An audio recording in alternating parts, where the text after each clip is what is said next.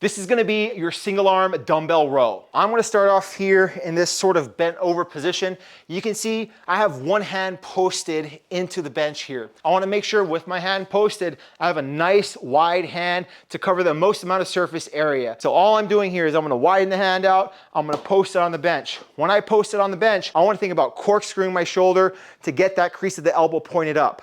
That is gonna put my shoulder into a closed pack position to create the most amount of stability. So I'm here, hand is supported, corkscrew the crease of the elbow pointed upwards. Now from here, I wanna have a nice stable front foot. My shin should be relatively vertical. My back heel is gonna be turned outwards, and I'm gonna kinda initiate into a little bit of a sort of lunge here. Now when I row, I don't wanna think about rowing just vertically. I wanna row almost kinda in this horizontalish, verticalish position. That is gonna be where I get the most length and tension on my lat, which that's gonna be the target muscle group for this exercise. So from here, nice long lunge, soften the knees here, back heels turned out, pushing the hand into the bench, crease of the elbow pointed upwards, so I'm not creeping up into my upper trap here. I'm gonna grab that dumbbell nice and long, inhale, and then exhale as I roll back towards my pocket. I'm gonna hold it for 2-3 seconds and then back down. Inhale.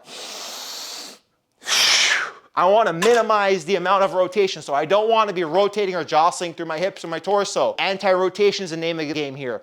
Oblique sling as well. And then really rolling and syncing with the breath. Reason why I inhale on the way down is I'm increasing the lever arm, so it's gonna be more stress and strain on my torso.